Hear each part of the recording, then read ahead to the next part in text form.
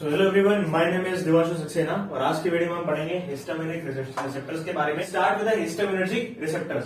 ठीक, तो हिस्टामिनर्जिक रिसेप्टर्स यानी अब आपकी हिस्टामिन तो हमने रिलीज करवा दी थी लास्ट लेक्चर्स में, हिस्टामिन हमने रिलीज करवा दी थी। बट आपको पता है अगर किसी भी हार्मोन या ड्रग या किसी भी आपका जो बायोलॉजिकल चीज है अगर उसका अपना एक्शन चाहिए होता है तो उसको अपने रिसेप्टर से बाइंड करना पड़ेगा। तो क्या होता है कि कितने सारे रिसेप्टर्स होते हैं? बेसिकली 4 तरीके के रिसेप्टर्स होते हैं, H1, H2, H3 and H4। 4 तरीके के रिसेप्टर्स होते हैं। ये हिस्टामिनिक रिसेप्टर्स जो होते हैं ये एनालॉगस होते हैं, यानी कि मिलते जुलते, यानी कह सकते हो आप सिमिलैरिटी है किनके बीच में? Alpha and beta adrenergic receptors से, एड्रीनर्जिक रिसेप्टर्स से। ठीक है, अल्फा एंड बीटा रिसेप्टर से ये काफी ज्यादा मिलते जुलते हैं एड्रीनर्जिक रिसेप्टर्स। ठीक, एश एंड शिल्ड ने इन 1966 एश एंड शिल्ड ने हिस्टामिन के 2 रिसेप्टर्स को क्लासिफाई किया, H1 and H2। Ash and shield ने 1966 में H1 एंड H2 के 2 रिसेप्टर्स को क्लासिफाई किया। ठीक, फिर और भी कुछ डेट्स है मैं आपको बता रहा हूं। ठीक, sir James black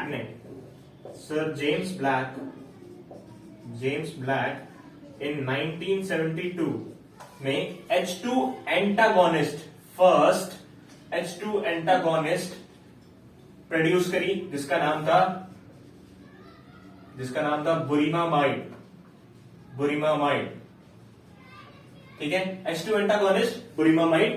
first H2 antagonist यानी कि बुरिमामाइड को इन्होंने इन्वेंट किया सर जेम्स ब्लैक में 1972 में। ठीक है, और ये फिर उसके बाद में कुछ सालों के बाद में H3 रिसेप्टर भी वहां पे डिस्कवर की गई। ये एक ऑटो रिसेप्टर की तरह उसको डिस्कवर किया गया, ऑटो रिसेप्टर के थ्रू डिस्कवर किया गया। एक ही ऑटो रिसेप्टर है। ऑटो रिसेप्टर का मतलब होता है ये auto receptor pre synaptic membranes में प्रेजेंट होते हैं, प्री सिनेप्टिक मेम्ब्रेन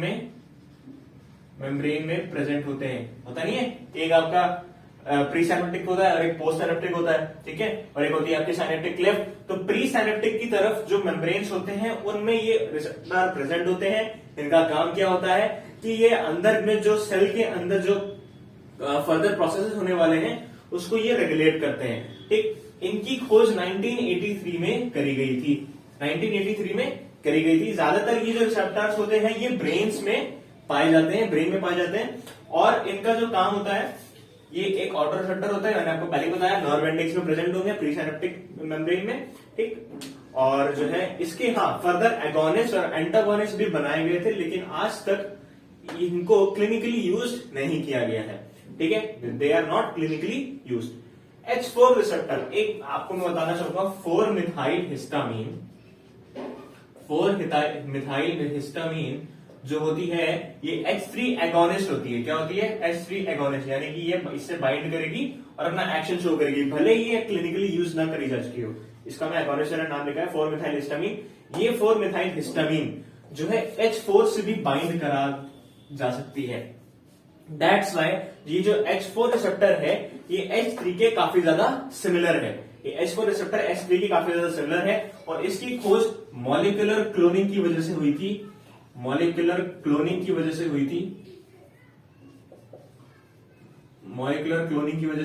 2001 में। ठीक है, मॉलिक्यूलर क्लोनिंग की वजह से हुई थी। और जब हम मॉलिक्यूलर क्लोनिंग का मतलब है कि जो मॉलिक्यूल्स होते हैं उनका क्लोन बनाते रहते हैं, यानी कि एक से एक जैसे मॉलिक्यूल्स बनाते रहते हैं, कुछ न कुछ उसमें हम चेंजेस करते रहते हैं। तो उस तरीके से हमको ये H4 रिसेप्टर वहां पे मिला था 2001 में। ठीक है, ये 4 मिथाइल हिस्टामिन जो होती है ये इसके लिए भी इससे बाइंड कर जाती है। इस वजह से हम कहते हैं कि जो H4 रिसेप्टर है वो H3 से काफी ज्यादा सिमिलर है। ये ज्यादातर एसिनोफाइल्स,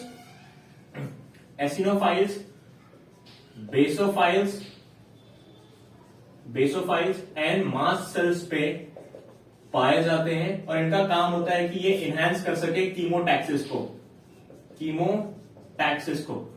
कीमोटैक्सिस का मतलब होता है कभी आपका फॉरेन पार्टिकल जब आपके बॉडी में आता है तो आपका इम्यून सिस्टम जब एक्टिवेट हो जाता है तो क्या होता है, ये कीमोटैक्सिस को एनहांस कराता है। कीमोटैक्सिस का मतलब काफी सारे जो आपके ऑटोकाइट्स होते हैं, जैसे हिस्टामिन, प्रोस्टाग्लैंडिन्स, ठीक है, आपके इंटरल्यूकिन्स, TXA2, सब जाकर के ये उस मॉलिक्यूल यानी कि उस फॉरेन सब्सटेंस के पास में जाते हैं, फिर उसकी कुटाई करते हैं, पूछते हैं कि भाई तुम क्या करने आए हो, फिर उसके जो है उसकी जो है आगे फर्दर प्रोसेस होती है। काफी ज्यादा एक कह सकते हैं कीमो यानी कि केमिकल, और ये टैक्सेस, केमिकल्स जो है टैक्स ही पकड़ के उस फॉरेन सब्सटेंस के पास में चले जाते हैं, ठीक है। और इनकी कुछ और साइट्स भी होती हैं, जैसे कि brain and intestine, brain and intestine, इसमें भी ये H4 रिसेप्टर्स पाए जाते हैं, ठीक है।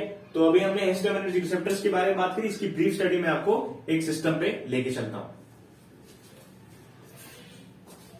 इस वजह से इन्होंने थोड़े से स्पेसिफिकली बता दिया है कि H1 जो है वो GQ प्रोटीन कपल है, H2 जो है वो GS प्रोटीन कपल्ड है, और H3 जो है वो GI ratio GO protein coupled है, ठीक है। अब ये जो H1, H2, H3 रिसेप्टर्स हैं, ये किस तरीके से अपना एक्शन शो कराते हैं, अगर कोई इनसे ड्रग बाइंड करती है तो वो कैसे जो है काम शुरू करते हैं, ठीक है। फॉर एग्जाम्पल अगर H1 रिसेप्टर पे बाइंड करते हैं, जैसे कि यहाँ पे लिखा हुआ है इफेक्टर पाथवे, ठीक है, तो PIP2 हाइड्रोलिसिस मैंने आपको बताया था, जब हम लोग इंसुलिन का उसमें हिस्टामिन का सिक्रीशन करवा रहे थे यानी कि रिलीज़ करवा रहे थे, तो वहाँ पे क्या हो रहा था कि जब टायरोसिन मेम्ब्रेन जो प्रोटीन था, जो आपको वो ट्रांस मेम्ब्रेन प्रोटीन था, उसमें टायरोसिन काइनेज जब एक्टिवेट होता है तो वहाँ पे वो PIP2 यानी कि फॉस्फोटिडिल आइनोसिटॉल बाईफॉस्फेट का वो प्रोडक्शन करता है, जो कि वो हाइड्रोलाइज हो जाता है, फिर वो कन्वर्ट हो जाता है किसमें, IP3 में, ठीक है। तो IP3 होने के बाद में वो उसके बाद में क्या करा रहा था, कैल्शियम का वो रिलीज़ करवा रहा था इंट्रासेलुलर, और उसके बाद में प्रोटीन काइनेज सी का एक्टिवेशन हो रहा था, जिसकी वजह से जो है ये प्रोटीन काइनेज सी एक्टिवेट हो जा रहा था। और तो और वहाँ पे अगर हम इफेक्टर पाथवे की बात करें, कि अगर हम वेन्स की बात कर रहे हैं, तो वहाँ पे वो नाइट्रिक ऑक्साइड का भी रिलीज़ कराता है CGMP प्रोसेस को एक्टिवेट करने के बाद में, अगर हम वैसोडाइलेशन की बात कर रहे हैं इसमें, ठीक है, ब्लड वेसल्स में। फिर हम बात करेंगे H2 अगोनिस्ट की, H2 रिसेप्टर्स की। इसका इफेक्टर पाथवे कैसे है, यहाँ पे एडेनल साइक्लेस एक्टिवेशन इनका हो जा रहा है, CAMP को इंक्रीज करते हैं और फॉस्फोराइलेशन हो जाता है जो भी प्रोटीन्स का, ठीक है। आगे है इसमें ये H3 रिसेप्टर, इसमें क्या करते हैं कि ये CA2 इन्फ्लक्स को रेस्ट्रिक्ट कर देते हैं, यानी कि कैल्शियम चैनल ब्लॉक कर देते हैं, और प्रोटीन जो आपका पोटेशियम चैनल है उसको एक्टिवेट करते हैं, जिसकी वजह से CAMP लेवल डिक्रीज हो जाता है, ठीक है। डिस्ट्रीब्यूशन मैंने आपको इसमें लिखा हुआ है, इसमें आप बहुत आसानी से पढ़ लेंगे। इसमें मैंने दिया हुआ है, ये KD त्रिपाठी की बुक है, इसमें आप 175 पेज नंबर पे देख सकते हैं, ठीक है। स्मूथ मसल्स में H1 रिसेप्टर्स जो है कॉन्ट्रैक्शन कराता है, for example intestine, airway and uterus. ये आपको याद रखना बहुत ज़रूरी है कि कौन सा रिसेप्टर कौन से लोकेशन पे पाया जाता है, इससे काफ़ी ज़्यादा क्वेश्चंस MCQ बेसिस पे बन सकते हैं, ठीक है। तो ये हमने आपको पूरा फीचर्स बता दिए H1, H2, H3 रिसेप्टर्स के। So thank you for the video, hope you like it, hope you enjoyed it, and please do share and subscribe our channel. अगर आपको क्वेरी हो या डाउट हो तो प्लीज़ आप हमें डाउट सेक्शन में, कमेंट सेक्शन में हमसे डाउट पूछ सकते हैं। Thank you so much.